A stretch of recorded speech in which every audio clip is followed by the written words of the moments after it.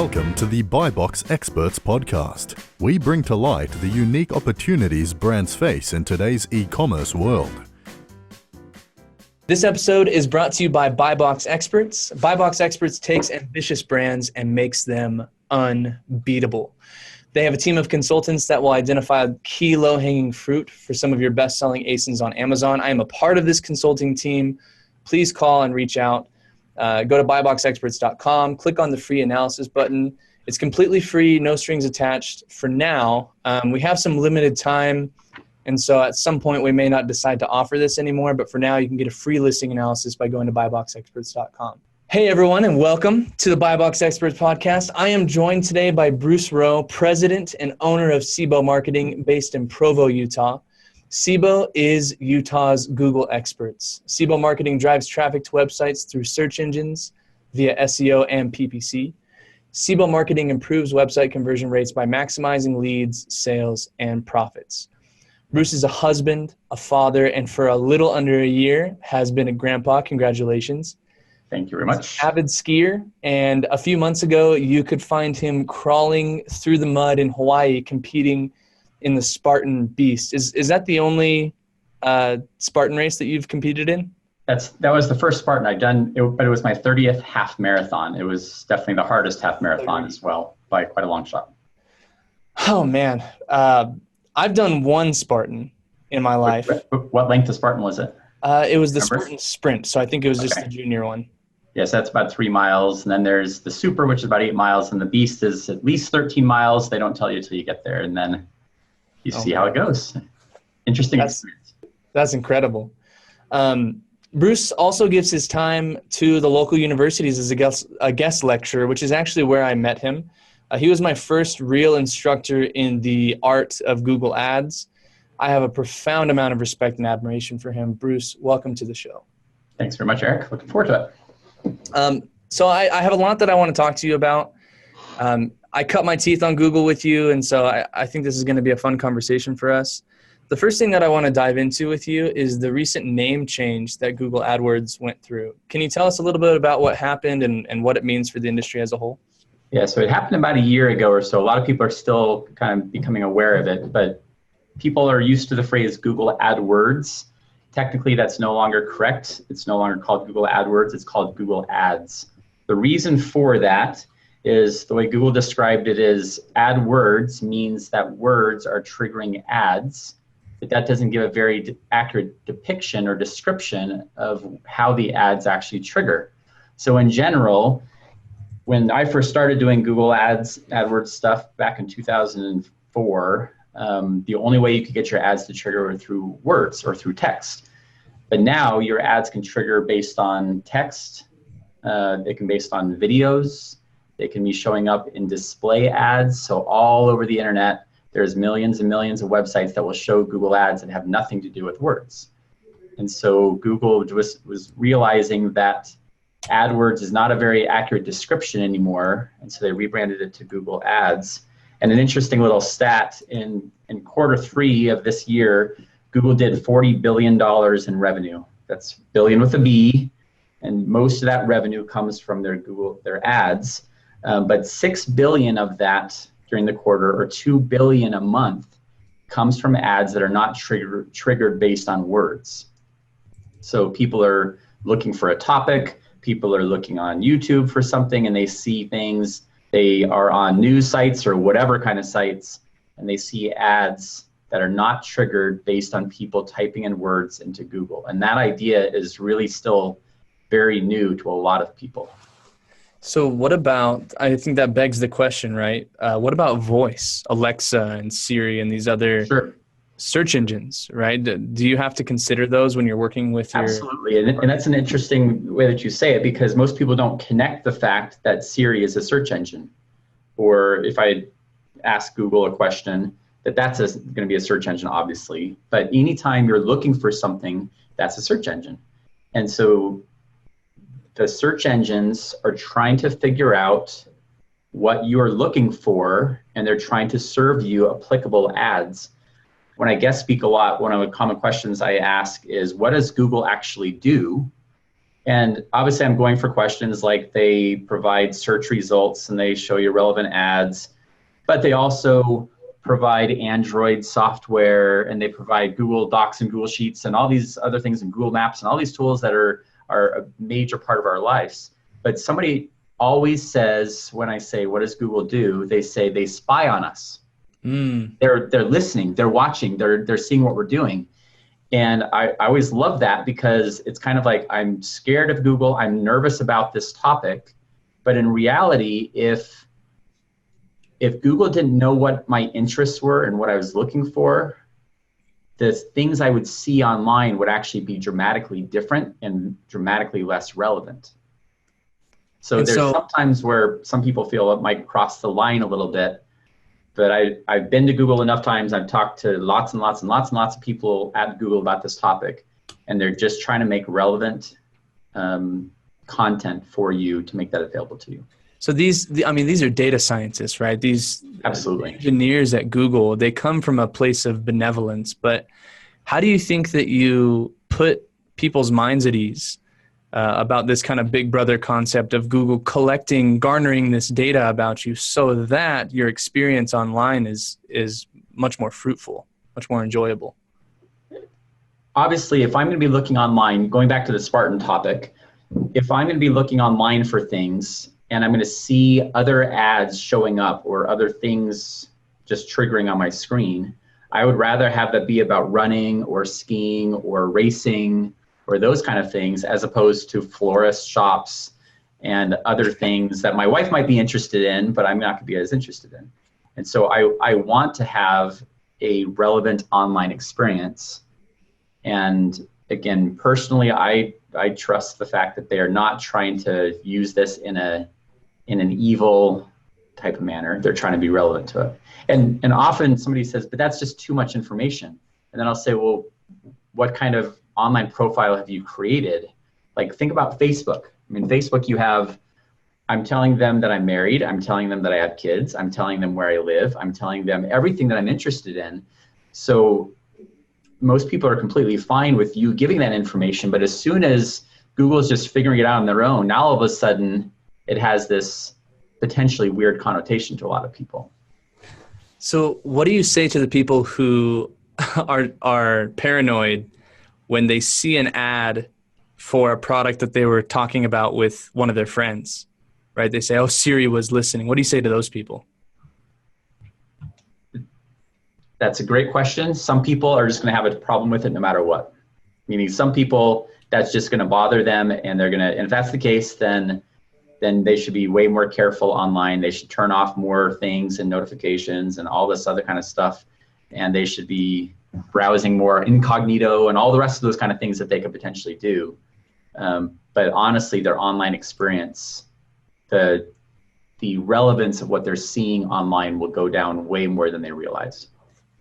It honestly sounds like a lack of education. Yeah.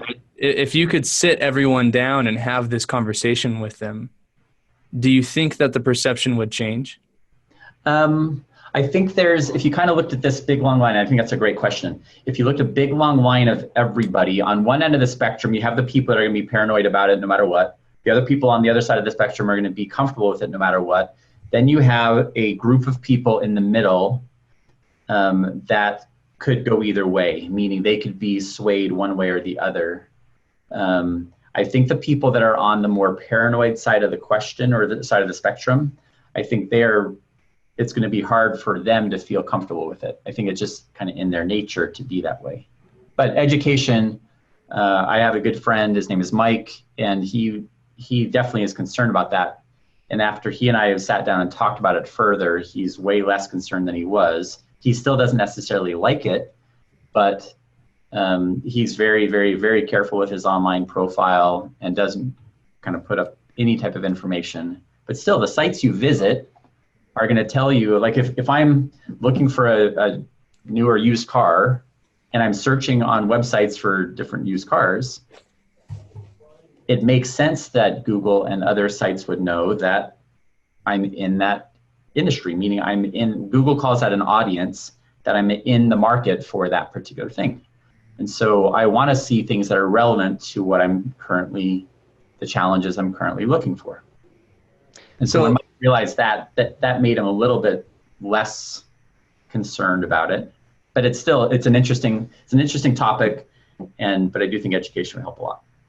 Yeah, I think so too. So Mark Manson, Elon Musk, there's a lot of people who talk about how AI, right, is going to be this new super god for us, and we're going to have everything spoon fed to us, all of our wants and desires just on a silver platter.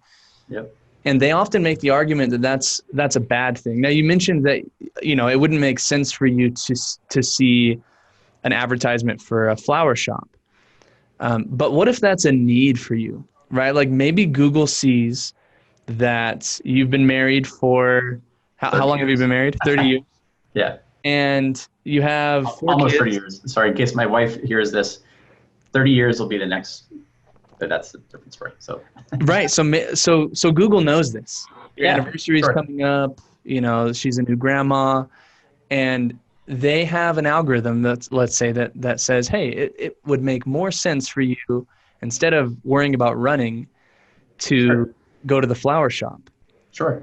Do you think that Google, at least, that their ability to advertise and to adjust their algorithms to help us fulfill needs as opposed to wants is going to be a focus for them moving forward? Or are they just going to focus on relevancy and give you what you're looking for? Sure. We probably don't have enough time to dive into that one, but if you go back to that, using that example, if Google knows that my wife's birthday is in May and my anniversary is in December, it would make sense for them maybe to trigger flower ads for your wife's birthday.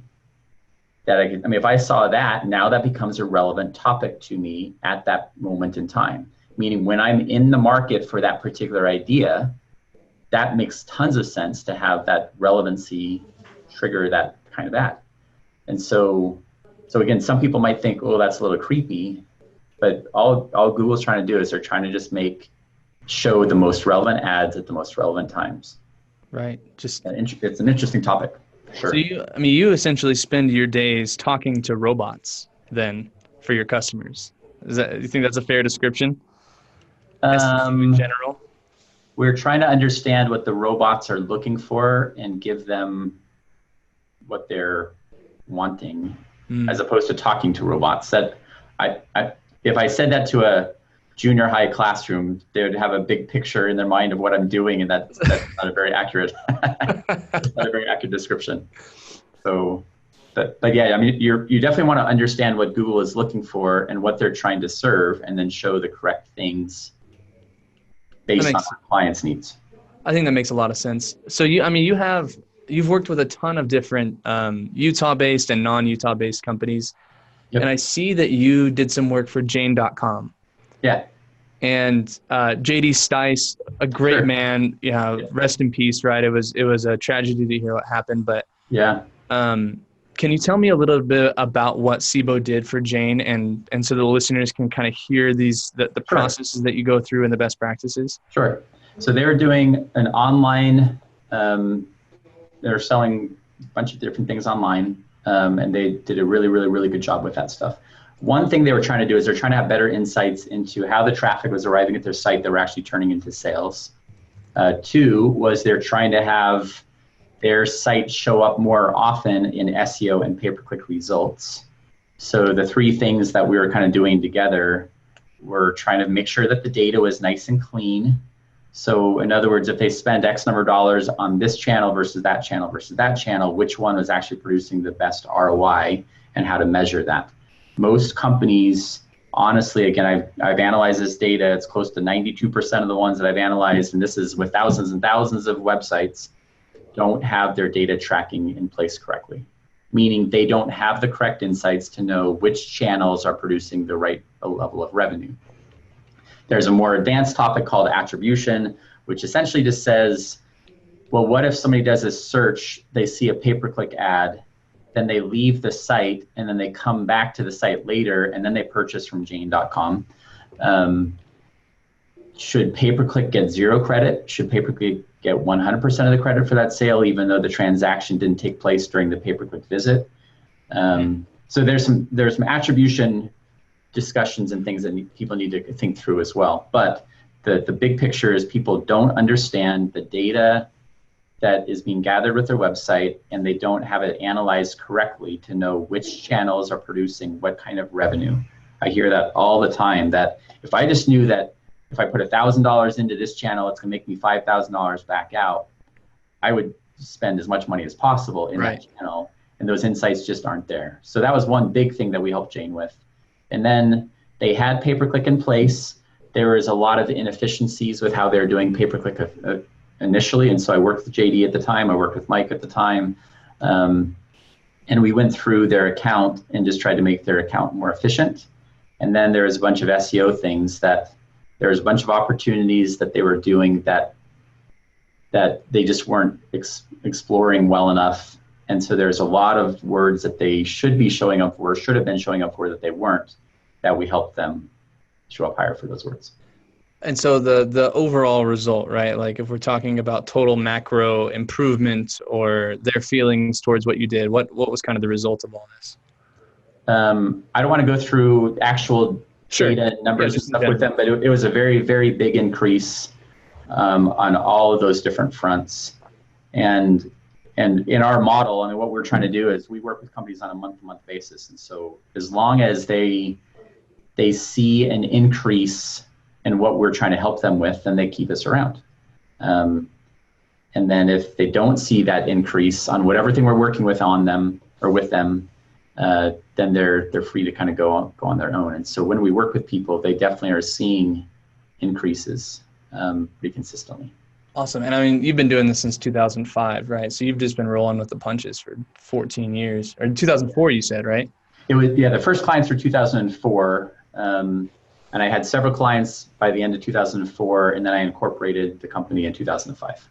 Very nice. Now, my area of focus, right, as buy box experts is Amazon specifically. And I heard a couple of weeks ago that Amazon is Google's biggest customer when it comes to product ad buying. So my question for you is, how do you view Amazon in your business? Are they benevolent? Are they to be feared? Or do you utilize them like a tool? So Amazon's awesome. We don't see them at all as something that we're fearing. But let's just take, I mean, if we just take a random company that's selling a product, they can sell it on their website, they can sell it on Amazon. They should absolutely be looking at all of their particular options. I just met with a guy last week, and he said he tried doing things on Amazon, but he had to be on Amazon Prime, and the way that he did things, I won't go into details, it didn't make sense for him to provide that level of inventory to Amazon for that many different SKUs. And so for him, again, there was so many different little tweaks to these little SKUs that he had, and again, not going through the details, but it didn't make sense for him to have that much quantity of inventory at Amazon that he had to provide. And so the math for him didn't make sense. But we have a bunch of other clients that it makes complete sense for them to be on Amazon and to be on Google. And so you want to, it's just another channel to promote your brand, to promote your products. So it's absolutely should be utilized. People should, no question, see if Amazon makes sense. And to your team, I've given you guys a number of different referrals of people who I think need to explore Amazon more fully. And so it's just a different channel that they need to be researching. It honestly sounds like when you were describing the work that you did for Jane and the work in general that you do for your clients and how you describe it, it almost seems like you're coming in with just the most realistic outlook. Like you take a very pragmatic approach to the data, saying, okay, why isn't this very simple thing set up? Why are you tracking this as opposed to this? And when I was taking your class, you broke things down very, very simply when someone was going to set up a business just fresh off the street, right? They wanted to start ranking for Google. Yeah. Can you walk me through the critical steps that new companies should follow and what simple questions they should ask themselves when setting these kinds of things up?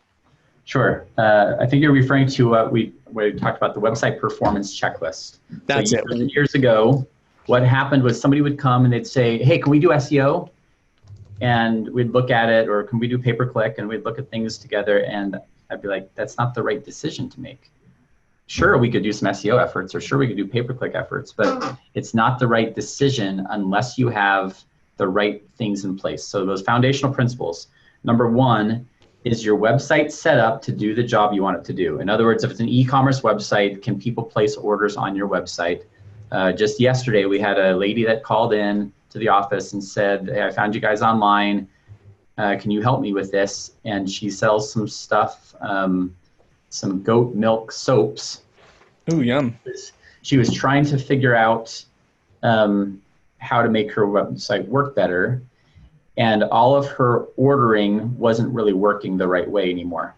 And so as a result, she couldn't pass off step one of the website performance checklist. It's e-commerce, but those sales weren't happening on her website. So she needs to fix that. So now let's suppose that she has that set up. Then step two is, do you have the data tracking correctly? So earlier I said 92% of the people that we've analyzed do not have the analytics in place and configured correctly. Meaning, are they filtering out visits from themselves? Do they have goals set up? Do they have thank you pages set up so that they can track things? There's lots of parts of step two of the website performance checklist, which again is, do they have data tracking correctly? Step three, once you have data tracking correctly, do you have enough data? You can't just set it up correctly and then analyze the data 5 minutes later. You have to wait until you have at least a couple hundred visitors and then see what happens. Step four is then you analyze the data. I can't tell you how many hundreds of people, it might even be 1,000 people, that have said, yeah, I have analytics set up, but I don't know what to look for, or I don't even know how to get into my analytics account. So step four is just go look at the data. How many people are coming? What are they doing? What's working? If you have 1,000 people coming to your website and you're getting no phone calls or no form fills or no online orders, then SEO is a terribly dumb idea. Because if you're driving more, so we had a client in Boston and he said, Bruce, I want SEO. And I looked at his data and I said, no, you need conversion rate optimization. And he said, no, if I get more traffic, then my sales will go way up. And I ran the math for him and I said, if we triple your traffic, what's going to happen is your sales will go up a little bit, but we could spend the amount of effort it would take to triple your traffic, we could spend on conversion rate optimization, and we could make dramatic changes in the performance of your website. And he said, nope, I just want SEO and I've heard you're really good at it, so here's some money, do it. And I tried to push back, and we did SEO for about 3 months and we increased his traffic a decent amount. But his sales barely went up because when we looked at the data, he was doing the wrong thing. So step 5 is you look at the data and then you decide what is the smart steps to make next. Again, in his case, it was do conversion rate optimization, but he wanted SEO. Just last week, I was down in St. George meeting with a partner, and I had a meeting with a potential client down there as well. And he said, my family and friends say I need to understand SEO better. And we went and looked at his business, and he was only on step 2 of the website performance checklist, but I can already tell in advance that SEO is the wrong strategy for him. And I told him, and I said, I'm an SEO guy. I want you to do SEO, but that's the wrong thing for your business. So the website performance checklist is a 5-step process of, do you have the site? Do you have the right data being gathered? Do you have enough data? Have you analyzed the data? And then are you smart with what you're trying to do next? And at SIBO's website, there's an interactive version of that on our site so that people can go through it and see what step they're at. Yeah, and I remember you asking for number 1, right, is the website set up correctly? You also had almost like an appendix question to that, which is, are you happy with it? Yeah. Right, are you happy with what it's doing? Is it at least accomplishing the job? Are all the boxes checked? Which I think everyone should do. So yeah, set it up right, get the data tracking in order, collect enough data to make some statistically significant insight conclusions, analyze the data right, and make smart steps based on those insights. That's great. Yep. So many people, right? Like you're this business owner, you've been in this for 15 years and you have all these employees. You've probably heard the old business proverb about the two managers discussing training, where one says to the other, what if we train our employees and they leave? And the other responds to us, well, what if we train them and if we don't train them and they stay? And when I was in your class, you put a pretty heavy emphasis on personal growth and development. And I wanted to ask you what you as a business owner believe your obligation is to your employees in terms of personal growth. Yeah, that's a great question. And I've actually been talking to a bunch of different entrepreneurs about this in the last little while, because I just think it's really fascinating. So I was having lunch with a good friend who owns a similar business to mine not that long ago. And he and I just started talking about that is, do we have an obligation to talk about their personal stuff? Do we have an opportunity to talk about their personal stuff, or do we avoid their personal stuff? Meaning, obviously I need to teach my guys about SEO and pay-per-click and Google Analytics and all that stuff. But should I be talking to them about their personal budgets and their investing and their health and their social relationships and their family relationships? And so he and I talked about that a lot of, we both felt that was the right way to go. Meaning that we're caring more about them as the person than more about them as the employee. So in other words, we're trying to make them as good a people as we possibly can. And so anything we can do to help. So when I first brought that up with my wife, she said, I don't know if your employees are going to want to talk about their budgets or their finances or their health or whatever. Right. And I said, well, I think the idea is you give them the opportunity. And so what Jake did and what I've been doing over the last little while is we've created some personal development classes. And so both of our classes just on our own turned out to be 10-week classes.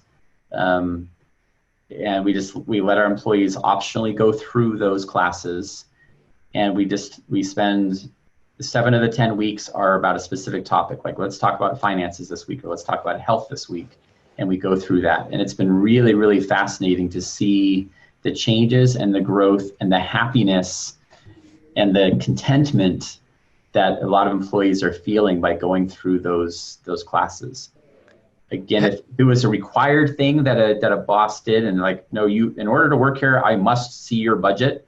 That obviously is too far, crossing the line. Yeah, but if we say, let's just talk about financial principles, and at whatever level you want me involved, I'm happy to be involved.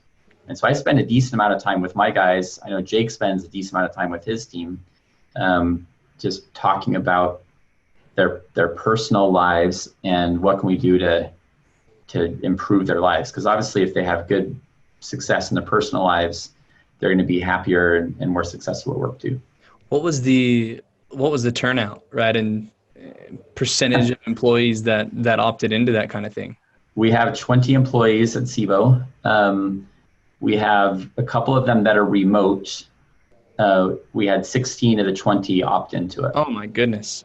So that was a smashing success for you then. Yeah. And it's paid dividends, I'm assuming.